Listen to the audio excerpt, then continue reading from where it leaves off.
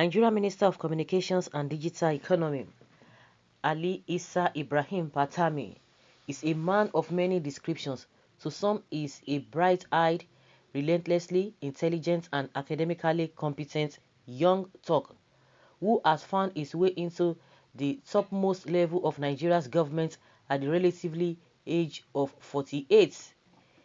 To others, is a symbol of how deeply held and unapologetically public religious faith can coexist and interoperate with modernity and cosmopolitanism without contradiction. His Twitter handle proudly displays his impressive academic credentials side by side with his proud elementary education background at an Islamic Sangaya. Non-Hausa readers might be more familiar with the term Amajiri. Okay. Despite his impressive credentials and his reportedly genial personality, which have endeared him to many, however, several whispers and rumors about an allegedly dark past have continuously swirled around him at every point in his 5-year-old career as a public servant, from his 2016 appointment as DG CEO at the National Information Technology Development Agency through to his appointment as a cabinet minister in 2019. These rumors have refused to go away. Today, for the first time ever, we can authoritatively lift the veil on Dr. Ali Issa Ibrahim Pantami and establish a strong and indisputable connections to and deeply held sympathies for the dark world of Salafist Islamist terrorism. It is a story that starts in Pantami ward in Gombe State, meanders through extreme controversy at Abubakar Tafawa Balewa University in Bauchi State, takes a notable detour through a Saudi Arabian university known as a global hotbed for Salafist terror recruitments, and eventually ends with a known terror sympathizer and ideological gradualist sitting in Nigeria's federal cabinet. Pantami's education now controversies, variously known as Dr. Issa Pantami, Sheikh Ali Ibrahim, and Sheikh Issa Ali Pantami. He has the unique distinction of being one of the very few people to achieve very high levels of academic achievement in both Western and Islamic education, following a non-standard education path that included 4 years at a Sayanga and 2 years of independent Islamic study after primary and secondary school. Pantami gained admission at the Abubakar Tafawa Balewa University in the late 90s, where he studied computer science. He graduated with a BTech in 2003, followed by an MSc in 2008, and this is where the story gets interesting. His official Twitter handle includes a bio link to his Wikipedia page, which is poorly referenced and light on detail.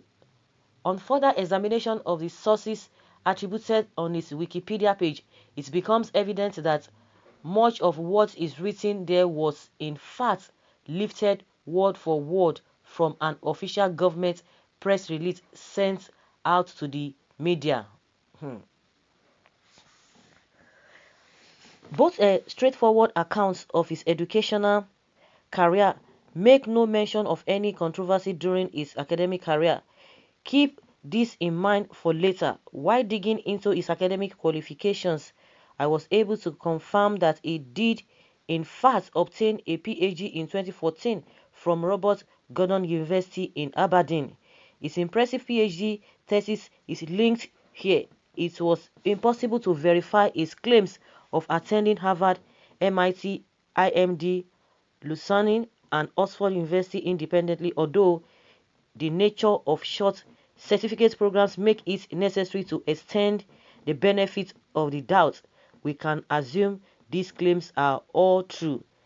The neat cover story starts to fall apart, however, when a reference from a U.S. diplomatic cable leaked in 2009 by WikiLeaks suggests that in his prior interaction as an academic at ATBU, Pantami was in fact a radical extremist cleric whose views were so repulsive that he was kicked out of the university and from a mosque in his native Gombe state.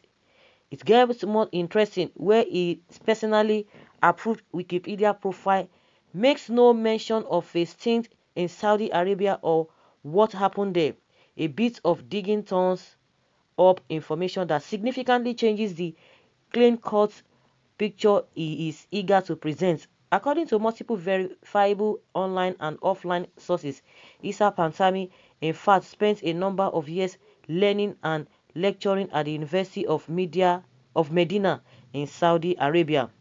Isa Ali Pantami profile on IslamicMarket.com. This information is very important for two reasons. First, the Islamic University of Medina is globally recognized as a hotspot for Salafist Islamic terror recruitment.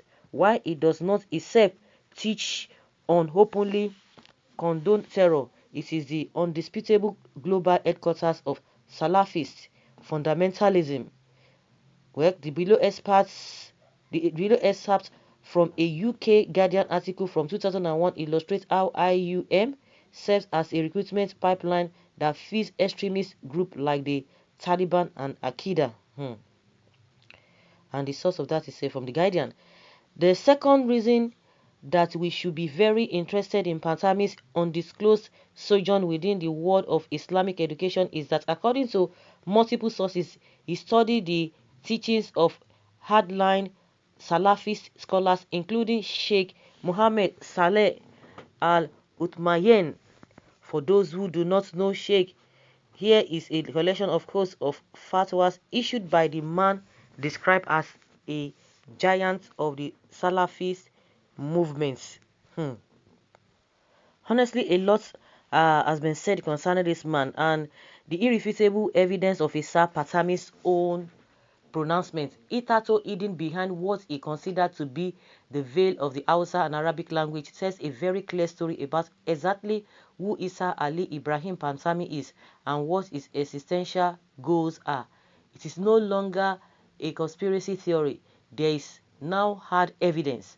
At this point, the only course of action left is for President Muhammadu Buhari to quickly and unceremoniously fire Dr. Pantami from his sensitive job where he sits on the National Executive Council and has access to the personal data of tens of millions of Nigerians. Nigeria can definitely do better than have an openly self-proclaimed Al-Qaeda sympathizer as its Minister of Communications and Digital Economy. In the few hours between announcing that I would publish this story and when it went live, my Google account was hacked and an unknown entity tried to hijack control of the working document I used to draft this story. I have reached out to Isa Pantami for his comment, if any, on the story. Okay? Well, it is always good to bring all these things out, but the question is that the kind of a country we found ourselves, that even if they catch you doing this something bad, they won't even bother. Unfortunately, the Buhari himself that came on the mantra of change in integrity here and there is all a wash in the first place. Well, I do know for sure it is part of their agenda and they are all accomplices to this. No wonder Boko Haram seems to be more powerful than our military men. Posterity will judge them. And many more of his co-travelers occupying sensitive positions in the country, using public funds to equip, feed and sponsor Al-Qaeda, ISIS and other jihadists. In fact, that was the main reason why he was made minister, because he used religion to demonize Goodluck Jonathan government and PDP the way he used religion to brainwash the North. I know something is fishy about this man. Well, unfortunately, the kind of government we have and the kind of people with their mentality, they don't go for quality, they go for anywhere belle face. That is it.